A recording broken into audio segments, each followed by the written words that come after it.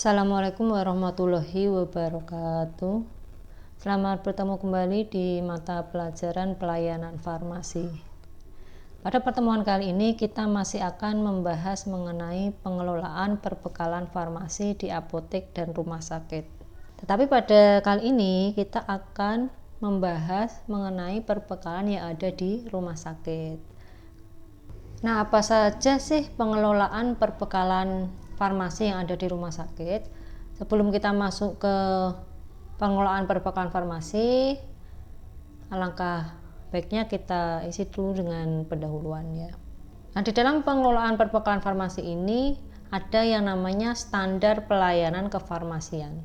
Apa sih standar pelayanan kefarmasian itu? Nah, standar pelayanan kefarmasian itu adalah tolok ukur yang dipergunakan sebagai pedoman bagi tenaga kefarmasian dalam menyelenggarakan pelayanan kefarmasian. Nah, selain itu ada yang namanya pelayanan kefarmasian. Yang dimaksud dengan pelayanan kefarmasian itu adalah suatu pelayanan langsung dan bertanggung jawab kepada pasien yang berkaitan dengan sediaan farmasi dengan maksud mencapai hasil yang pasti untuk meningkatkan mutu kehidupan dari pasien. Kemudian ada yang namanya instalasi farmasi, yaitu unit pelayanan fungsional yang menyelenggarakan seluruh kegiatan pelayanan kefarmasian di rumah sakit. Nah, instalasi farmasi rumah sakit ini dapat didefinisikan sebagai suatu departemen atau unit atau bagian di suatu rumah sakit di bawah pimpinan seorang apoteker dan dibantu oleh beberapa orang apoteker yang memenuhi persyaratan perundang-undangan yang berlaku dan kompeten secara profesional. Kemudian tempat atau fasilitas penyelenggaraan yang bertanggung jawab atas seluruh pekerjaan serta pelayanan kefarmasian yang terdiri atas pelayanan paripurna. Kemudian pelayanan paripurna ini itu mencakup perencanaan, pengadaan, produksi, penyimpanan perbekalan kesehatan atau sediaan farmasi, kemudian ada dispensing obat, distribusi dan penggunaan seluruh perbekalan kesehatan di rumah sakit. Kemudian ada pelayanan farmasi klinik umum dan spesialis, mencakup pelayanan langsung pada penderita dan pelayanan klinik yang merupakan program dari rumah sakit secara keseluruhan.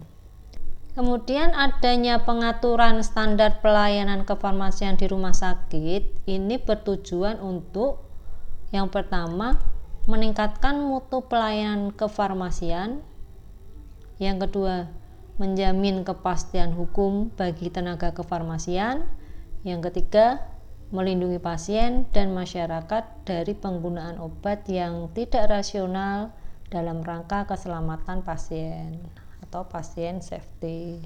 Kemudian kita masuk ke dalam pengelolaan sediaan farmasi, alat kesehatan dan bahan medis habis pakai yang ada di rumah sakit.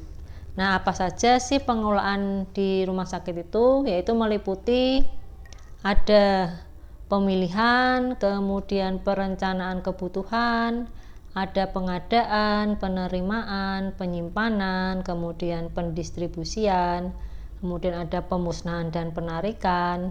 Selain itu ada pengendalian dan yang terakhir ada administrasi. Mari kita bahas satu-satu mengenai pengelolaan sediaan farmasi di rumah sakit. Yang pertama ada pemilihan. Nah, pemilihan ini itu adalah kegiatan untuk menetapkan jenis sediaan farmasi, alat kesehatan, dan bahan medis habis pakai sesuai dengan kebutuhan. Di mana pemilihan sediaan farmasi, alat kesehatan, dan bahan medis habis pakai ini itu didasarkan pada hal-hal berikut. Yang pertama itu berdasarkan pada formularium dan standar pengobatan atau pedoman diagnosis dan terapi. Yang kedua, berdasarkan standar sediaan farmasi, alat kesehatan, dan bahan medis habis pakai yang telah ditetapkan. Yang ketiga, berdasarkan pola penyakit. yang keempat berdasarkan efektivitas dan keamanan, yang kelima berdasarkan mutu, yang keenam harga, dan yang ketujuh berdasarkan ketersediaan di pasaran. Di rumah sakit ini itu ada yang namanya formularium rumah sakit. Formularium rumah sakit ini disusun mengacu kepada formularium nasional. Formularium rumah sakit itu merupakan daftar obat yang disepakati oleh staf medis, disusun oleh tim farmasi dan terapi atau TFT yang ditetapkan oleh pimpinan rumah sakit. Di mana formularium rumah sakit ini harus tersedia untuk semua penulis resep, pemberi obat, dan penyedia obat di rumah sakit. Untuk evaluasi terhadap formularium rumah sakit itu harus secara rutin dan dilakukan revisi sesuai kebijakan dan kebutuhan rumah sakit, di mana penyusunan dan revisi formularium rumah sakit ini dikembangkan berdasarkan pertimbangan terapeutik dan ekonomi dari penggunaan obat. Tujuannya agar dihasilkan formularium rumah sakit yang selalu mutakhir dan dapat memenuhi kebutuhan pengobatan yang rasional. Nah, terus tahap-tahapannya apa saja dalam menyusun formularium rumah sakit? Tahapannya adalah sebagai berikut. Yang pertama itu membuat rekapitulasi usulan obat dari masing-masing staf medik fungsional atau SMF berdasarkan standar terapi atau standar pelayanan medik. Kemudian yang kedua, mengelompokkan usulan obat berdasarkan kelas terapinya. Yang ketiga, membahas usulan tersebut di dalam rapat tim farmasi dan terapi atau TFT. Kemudian jika diperlukan dapat meminta masukan dari pakar.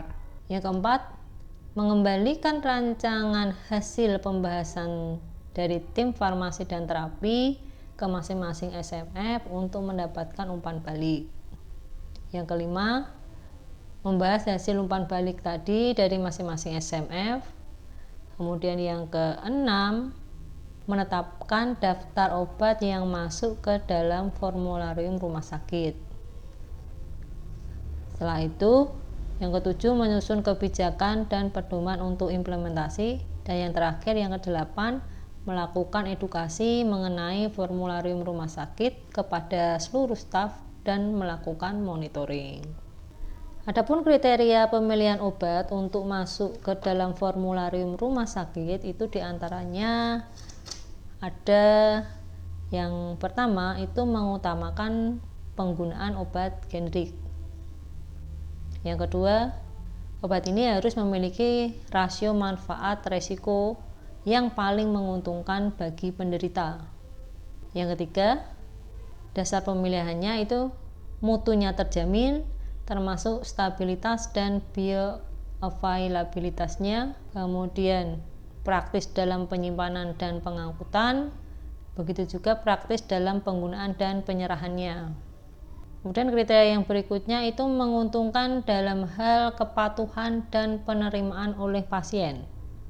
Selain itu, dasar dari pemilihan obat itu bahwa obat memiliki rasio manfaat biaya yang tertinggi berdasarkan biaya langsung dan tidak langsung.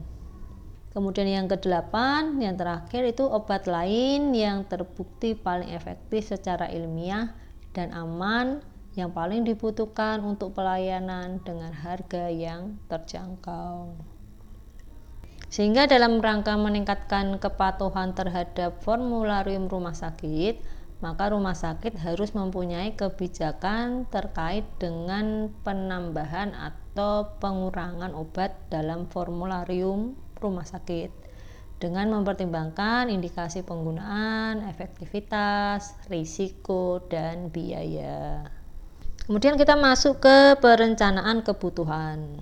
Nah, perencanaan kebutuhan ini merupakan kegiatan untuk menentukan jumlah dan periode pengadaan sediaan farmasi, alat kesehatan, dan bahan medis habis pakai sesuai dengan hasil kegiatan pemilihan untuk menjamin terpenuhinya kriteria tepat jenis, tepat jumlah, tepat waktu, dan efisien. Perencanaan ini dilakukan untuk menghindari kekosongan obat dengan menggunakan metode yang dapat dipertanggungjawabkan dan dasar perencanaan yang telah ditentukan. Metodenya itu antara lain ada metode konsumsi, epidemiologi, dan metode kombinasi antara konsumsi dan epidemiologi, serta disesuaikan dengan anggaran yang tersedia di rumah sakit.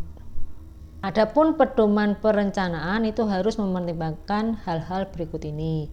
Yang pertama yaitu anggaran yang tersedia. Yang kedua, penetapan prioritas. Yang ketiga, sisa persediaan.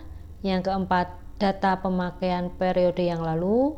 Kemudian yang kelima, waktu tunggu pemesanan. Dan yang keenam adalah rencana pengembangan. Kemudian kita masuk ke pengadaan.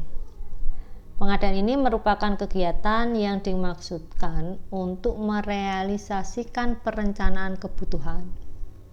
Pengadaan yang efektif itu harus menjamin ketersediaan, jumlah, dan waktu yang tepat dengan harga yang terjangkau dan sesuai standar mutu. Pengadaan ini merupakan kegiatan yang berkesinambungan dimulai dari pemilihan, penentuan jumlah yang dibutuhkan, kemudian penyesuaian antara kebutuhan dan dana, pemilihan metode pengadaan, pemilihan pemasok, kemudian penentuan spesifikasi kontrak, lalu pemantauan proses pengadaan dan pembayaran.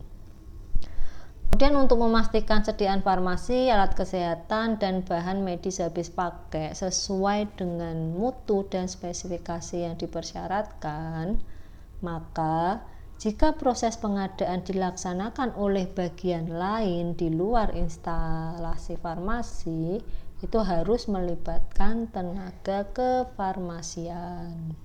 Adapun hal-hal yang perlu diperhatikan dalam pengadaan sediaan farmasi, alat kesehatan, dan bahan medis habis pakai itu diantaranya adalah sebagai berikut. Yang pertama, yaitu bahan baku obat harus disertai dengan sertifikat analisis.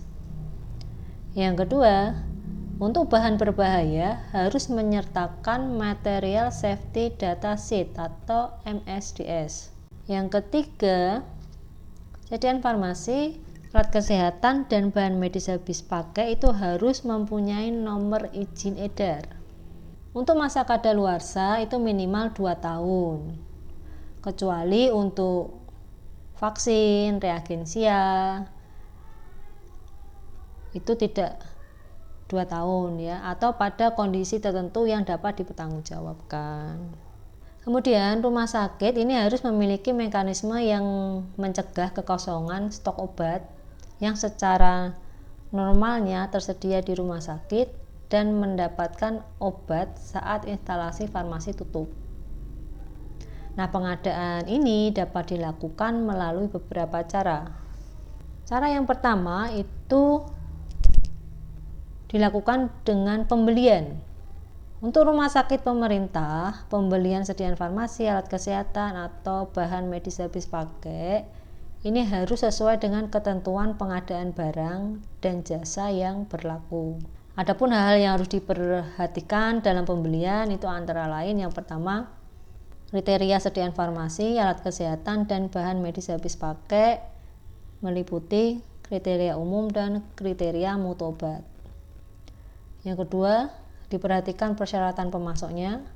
Yang ketiga, perlu memperhatikan penentuan waktu pengadaan dan kedatangan sediaan farmasi, alat kesehatan, atau bahan medis habis pakai. Yang keempat, perlu diperhatikan pemantauan rencana pengadaan sesuai jenis, jumlah, dan waktunya. Jenis pengadaan yang kedua, produksi sediaan farmasi. Instalasi farmasi rumah sakit itu dapat memproduksi sediaan tertentu apabila yang pertama, sediaan farmasi tidak ada di pasaran. Yang kedua, sediaan farmasi lebih murah jika diproduksi sendiri. Yang ketiga, sediaan farmasi ini dibuat dengan formula khusus. Yang keempat, sediaan farmasi ini memiliki kemasan yang lebih kecil atau repacking. Kemudian yang kelima, sediaan farmasi untuk penelitian, dan yang keenam, sediaan farmasi yang tidak stabil dalam penyimpanan atau harus dibuat baru. Nah, sediaan yang dibuat di rumah sakit ini harus memenuhi persyaratan mutu dan terbatas hanya untuk memenuhi kebutuhan pelayanan di rumah sakit tersebut. Kemudian pengadaan yang ketiga itu dapat berasal dari sumbangan atau hibah atau dropping, di mana instalasi farmasi ini harus melakukan pencatatan dan pelaporan terhadap penerimaan dan penggunaan sediaan farmasi, alat kesehatan, dan bahan medis habis pakai dari sumbangan atau hibah, di mana seluruh kegiatan penerimaan sediaan farmasi, alat kesehatan, dan bahan medis habis pakai dengan cara sumbangan, dropping, atau hibah itu harus disertai dokumen administrasi yang lengkap dan jelas. Kemudian agar penyediaan dapat membantu pelayanan kesehatan, jenis sediaan farmasi, alat kesehatan, dan bahan medis habis pakai ini harus sesuai dengan kebutuhan pasien di rumah sakit. Kemudian instalasi farmasi itu dapat memberikan rekomendasi kepada pimpinan rumah sakit untuk mengembalikan atau menolak sumbangan, hibah, atau dropping yang tidak bermanfaat bagi kepentingan pasien di rumah sakit. Mungkin materi pengelolaan perbekalan farmasi di rumah sakit pada pertemuan kali ini saya cukupkan sampai di sini dulu. Sebelumnya saya ucapkan terima kasih kepada kalian yang sudah menonton video ini dari awal sampai akhir. Sekian dulu, wassalamualaikum warahmatullahi wabarakatuh.